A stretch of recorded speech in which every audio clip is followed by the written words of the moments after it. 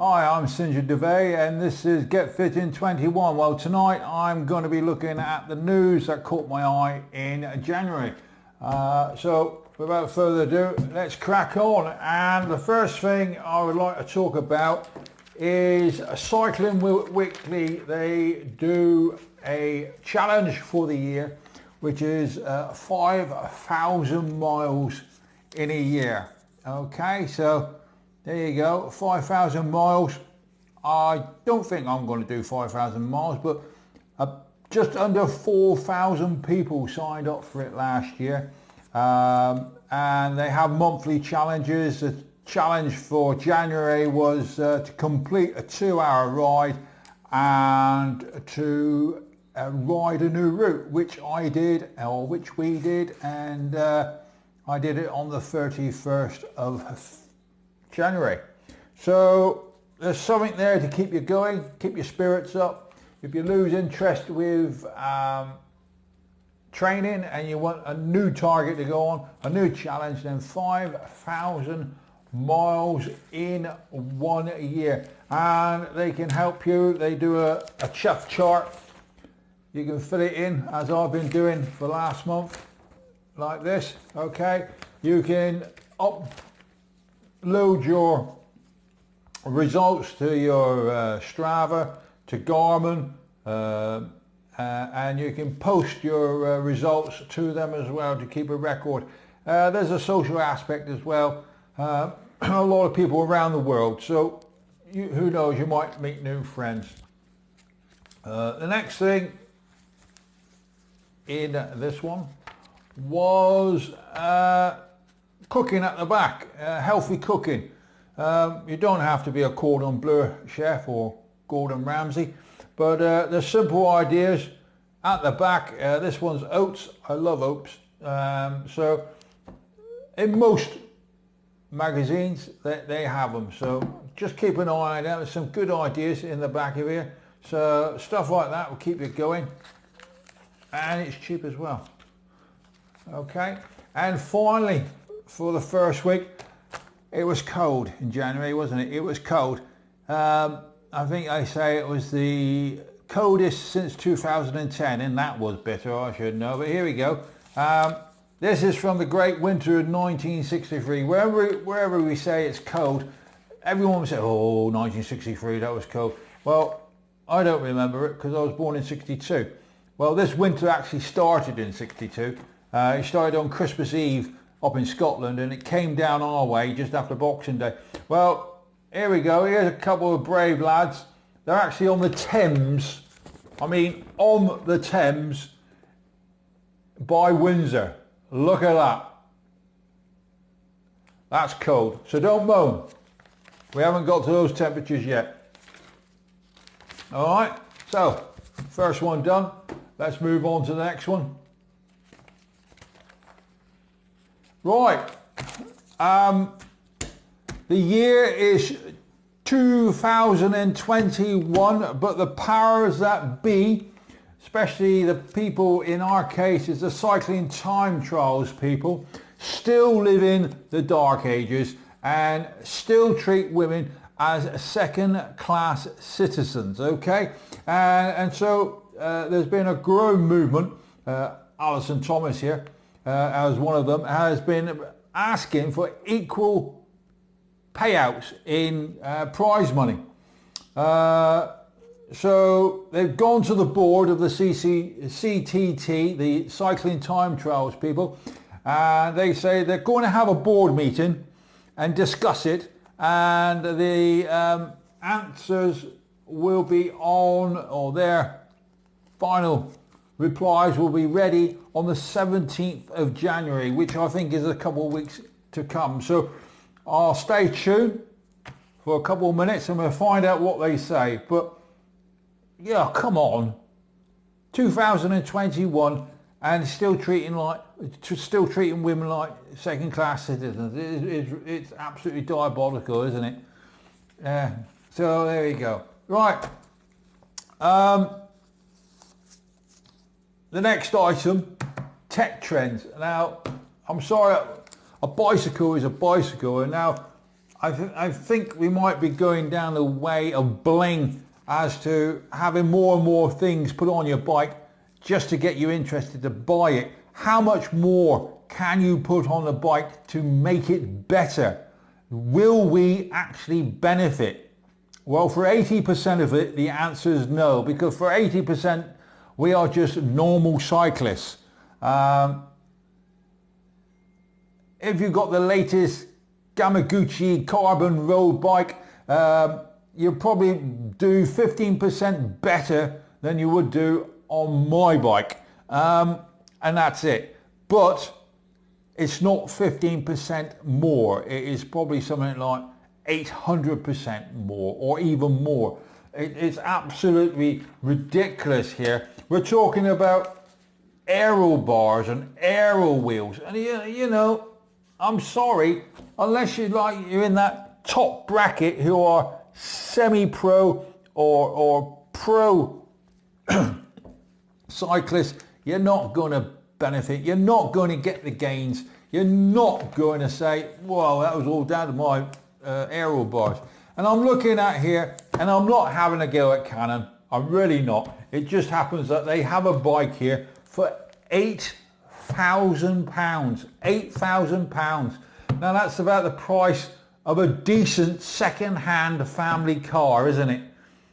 £8,000 is ridiculous. In this middle of a pandemic, we've got thousands of people off work. We've got more furloughed, and they're advertising Gamaguchi bikes, and I hope there isn't a company called Gamaguchi. I do apologise now, but you know, will we benefit from it? This bike weighs 7.19, and like I say, the vast amount of riders that I see out on the road can do with losing 10 kilos, and they will make bigger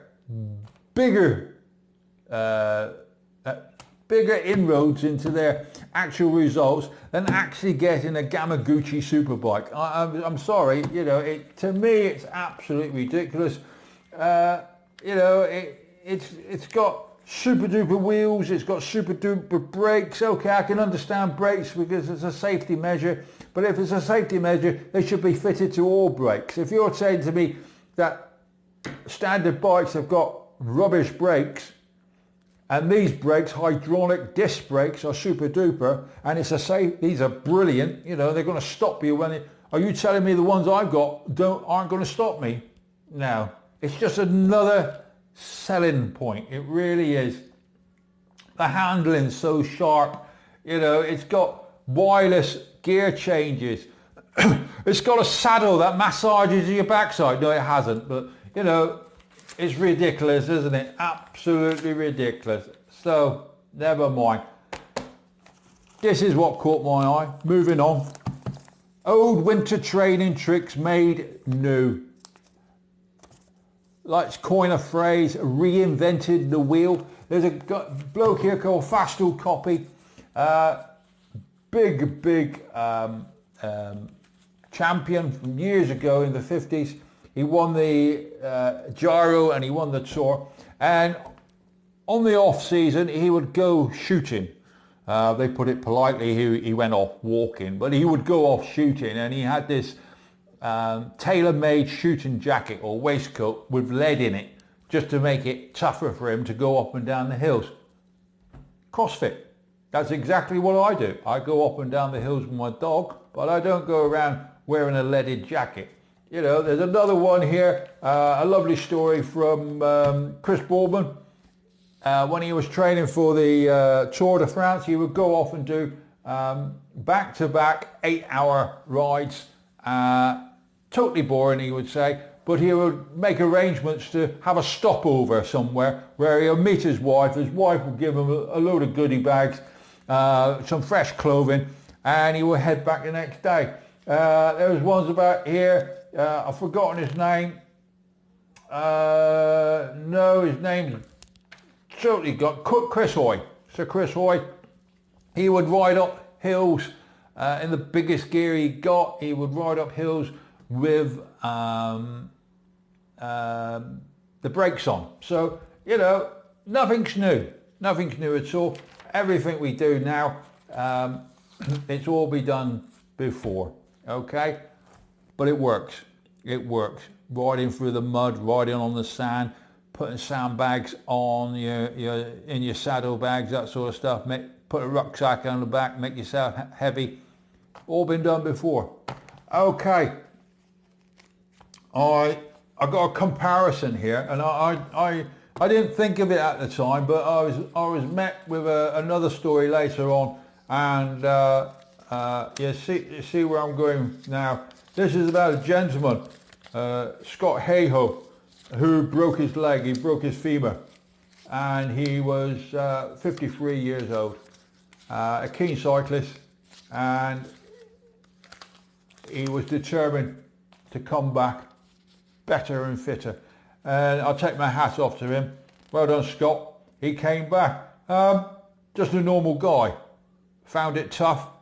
At the times he felt like quitting and jacking it all in, but he stuck with it. Well done to him. Okay, we finished that one. Let's move on again.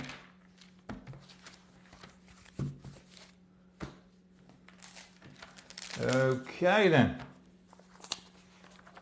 Right.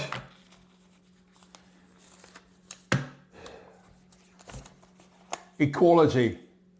This covers the answers from the board of directors of the CTT. I wonder if there's any women on that board of directors.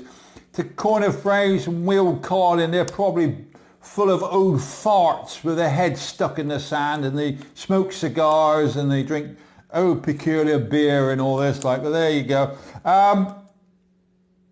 Will they give equal prize money to women? And the answer is no. I think you've missed the trick here, gentlemen. I really do. It saddens me. It really does sadden me that you haven't done it. But you are going to appoint a commissioner to investigate whether you should have equal prize money for women. Well done. What is he, on a hyperinflated wage, is he? Oh, it makes you sick. It really does. You're lost with the times, guys. You really have. You really have.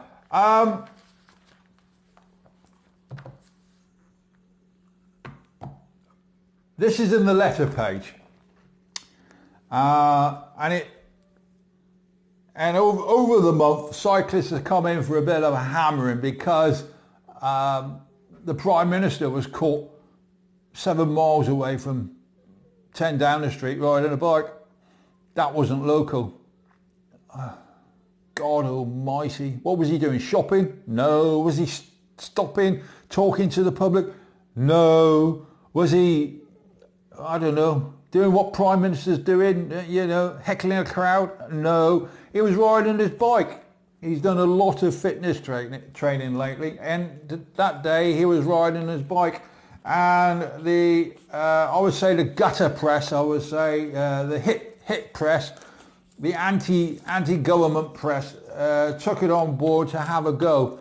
And then since then, it looks like the cyclists have been easy target for bad news. We've been blamed for everything. That's why they're ripping up the cycle lanes again now, because cyclists are causing all the traffic jams.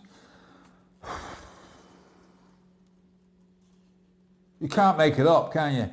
You really can't make it up. Anyway, letter page. I'm sorry, lads. I'm not going to read them out because, just use your intelligence. Really, if you're going to cycle off 100 miles, that's not local, isn't it? I can cycle 100 miles without going further than 10 miles away from my house.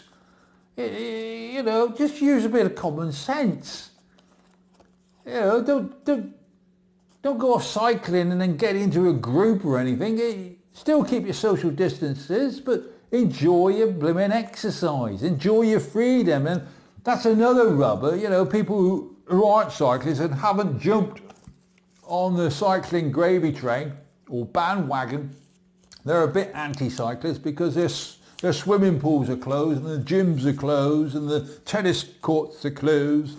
And everything else is closed. But, you got a bike, you can go anywhere, can't you? Hey ho.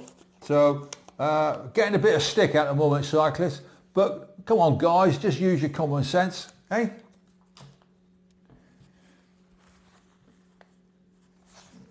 Right, the next thing was COVID and Britex. We seem to be hit by a double whammy here. Let's deal with COVID first. Everyone's got COVID. It's all the way around the world, and therefore, just like in our country, in other countries, factories have been closed. And just like in our countries, people thought, we're bored, let's get out on a bike. And come on, late spring, early summer last year, it was glorious, wasn't it? Absolutely glorious. What excuse did you have? You know, sun's out, let's go cycling. And practically every single bike that all the shops had was sold. Simple as that. But that was repeated all the way around the world. And factories were closed. So therefore, bikes weren't being made. Bikes weren't being shipped over.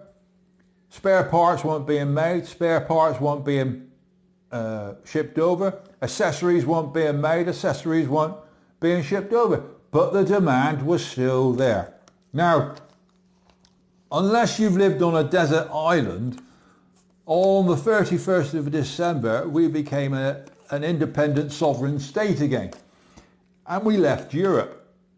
Bye-bye Europe. And on Christmas Eve, they had a trade deal that we were able to trade with Europe freely. Unfortunately, in that small print, unless the item is 40% made in Europe, you will get a tariff on top of it. So if you start ordering stuff on the internet from Europe, if they say they have it in the first place, the prices will go up, and they have gone up. Some of the companies who only operate, or should I say, who used to operate online, have closed down. They no longer operate with us because they now have to pay tax.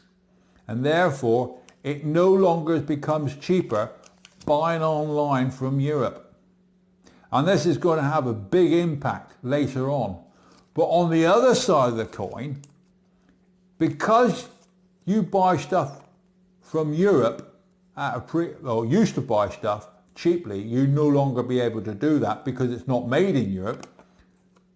Now, the corner shop, your local cycle shop, can offer you decent offers, decent information, and decent advice. And I think it's a thumbs up, because a lot of these shops were struggling. Even last year they were struggling. A lot of them were looking to close. But with this sort of silver lining saying that they now have to offer the same price from Europe as you buy the stuff over here, then you might as well go to your local shop. It's a social event. A lot of shops have cafes as well, and I'm all for it. Support your local shop. Support your local industry. That's me. It's my opinion, but there you go.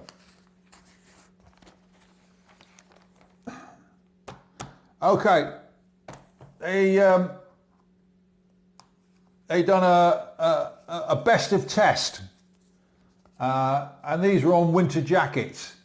I find it, this is the January issue. If you're going to do winter jackets, I think it should be in August, October time, sort of pre-winter, to get your stuff in. To actually do a test on winter jackets in the middle of winter, it seems a bit late.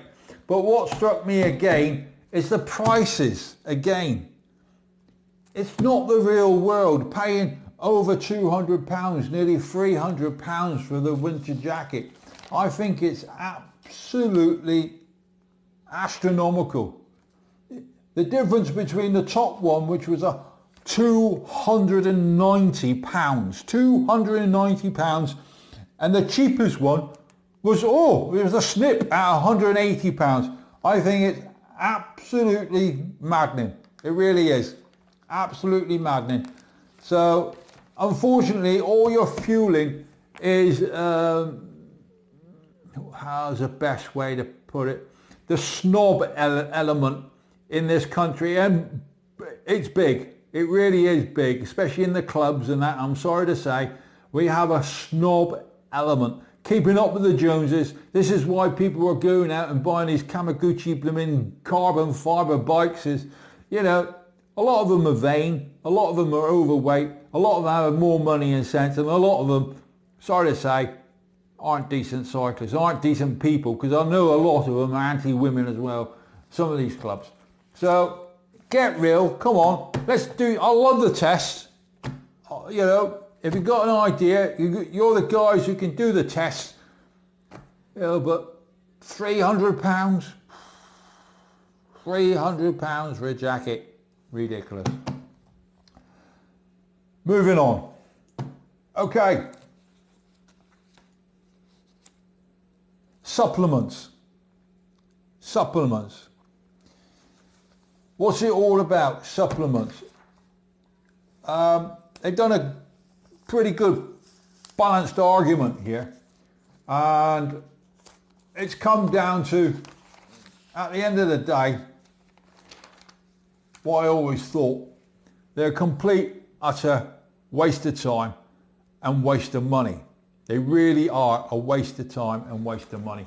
And they didn't even ask their own question, why do pros take supplements?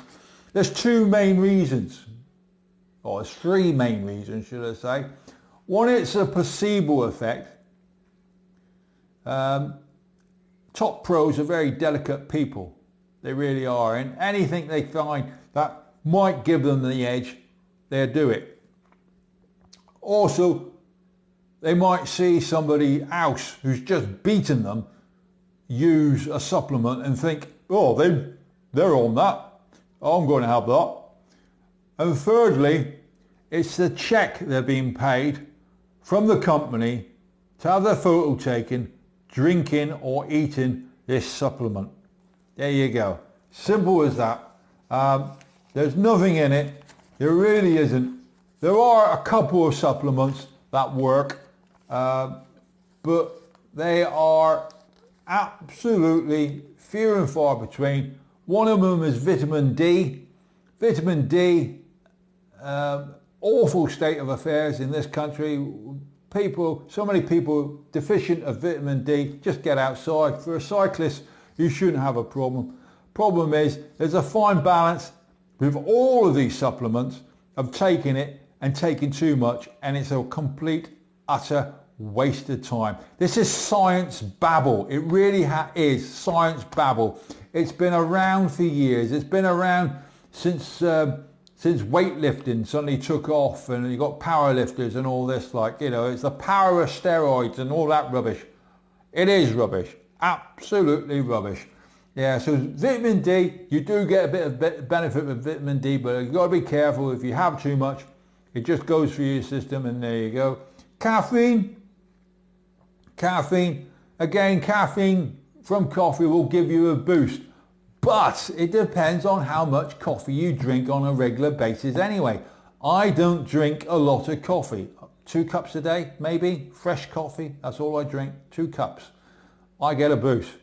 But some people are on 6, 8 cups of coffee. You will not get any boost whatsoever. Your blood has turned brown. Yeah? Nitrates you find from stuff like beetroot. Yeah, it helps the blood flow. But again, you have to drink it on a regular basis. I will drink a glass of beetroot juice before I go to bed, but it's nothing for blood flow in that sense. It's because I have an enlarged prostate.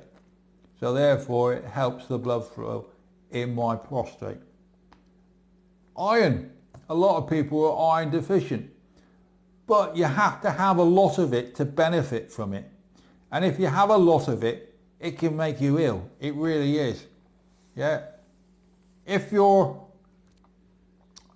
a vegan or a vegetarian, you're going to be deficient in B12 because you get B12 from meat. Yeah? And you need B12.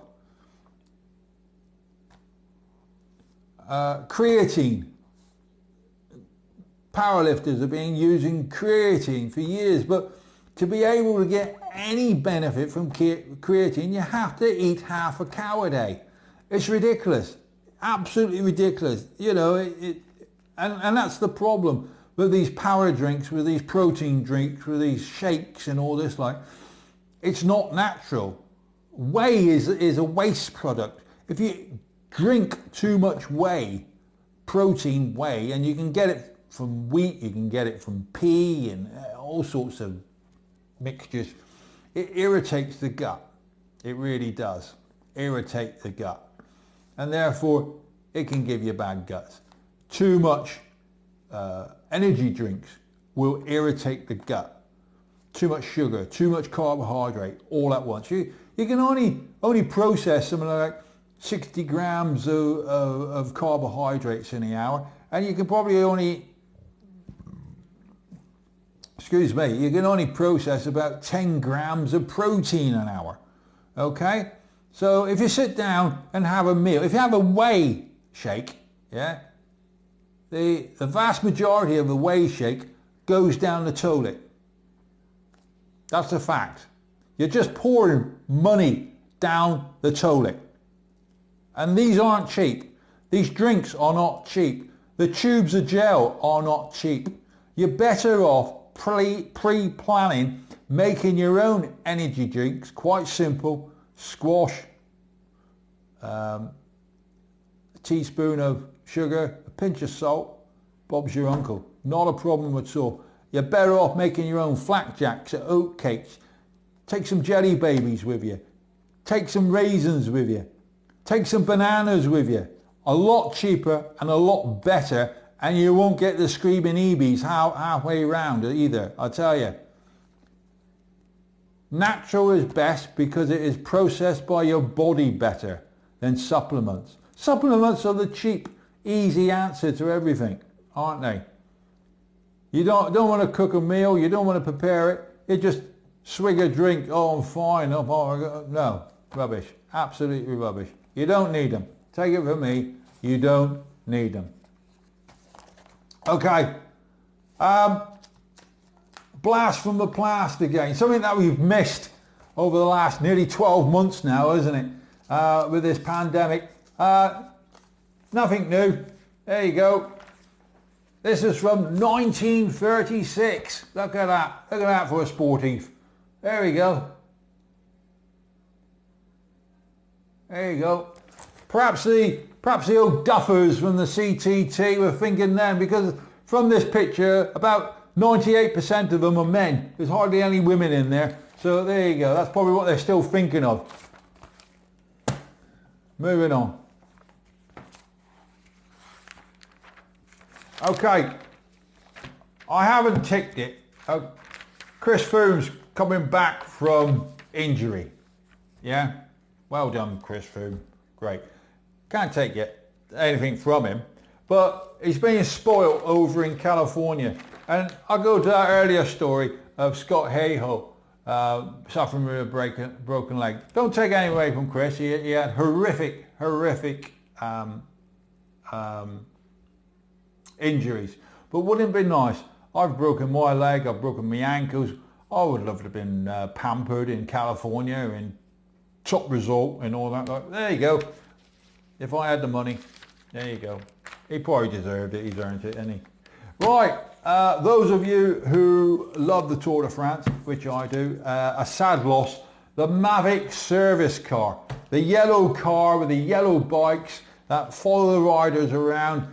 The neutral mechanics who help all the riders if their own team cars aren't there.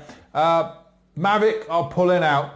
I believe it's financial reasons. They've been under some financial reasons, money problems for a while.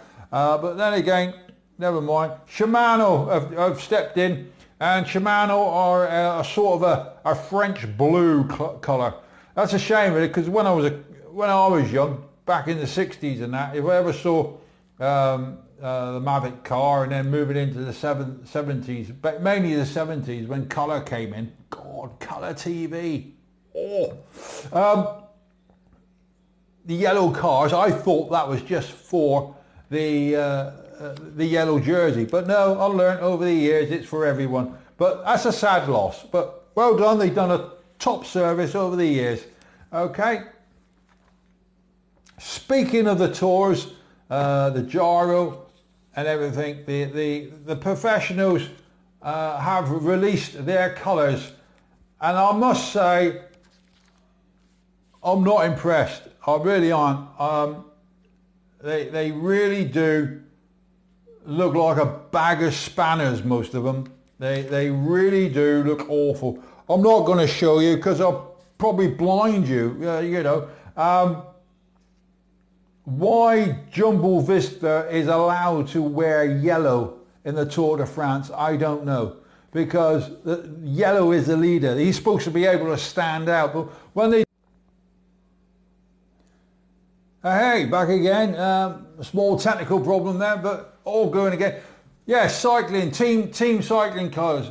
I do like Ineos Grenadiers. It's very striking. You're not going to miss it. Astana, Movistar, Quick Step, they're not too bad at all. Bahrain's not too bad. But the rest of them, they do look absolutely awful. They really do. My opinion, but hey-ho. There you go. Alright, moving on. Haven't got the best of gear. They got gear of the week this week. So, again, it's called the wind chill jacket from Endura for £90, a bit more real price. When you look back, the cheapest one of that last lot was £180, and the dearest one was, what was it, 290. So this is 3 times as cheap. Well done to Endura, but I'm sure you can get them better than £90, but Endura is a good brand. I think it's from Scotland, but there you go. All right. Right. Going back to real food. In the back of this one, we have protein oat bars. My favourites. I've got a few recipes for these, but it just goes to show they're absolutely fantastic. This recipe does 10 bars, so you know that's all you need. You can put 3 or 4 of them into a freezer bag, put them in your back pocket, and away you go. That's all you need. Yeah, okay. Almost done. Okay, this is from 1987. The Paris-Nice. I don't know if you're going to be able to see it on camera. Look at that. That's the great Sean Kelly there.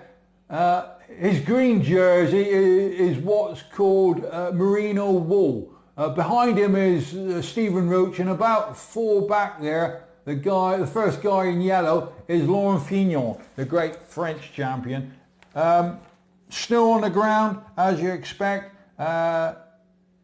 Cable levers down below. Fantastic, old-fashioned cycling. That's just the way it is. How things have changed. Not one Gamagotchi blooming bike amongst them. Sorry Gamagotchi if you actually ride bikes, but there you go. So there you go. That's it for the first month of cycling news. I hope you enjoyed it. It's a bit of a laugh, a bit of a moan, a bit of a rant. Any ideas, let me know. But until then, okay, looking forward. Tomorrow we've got another tempo ride. We're off for a 55-minute ride with your 10-minute warm-up and your 5-minute recovery. So I haven't seen what the weather forecast is. It's probably raining cats and dogs again. So until then, I'll see you tomorrow. Have a good one. Stay safe, be seen. This is St John DeVay signing off for Get Fit in 21. Bye bye now.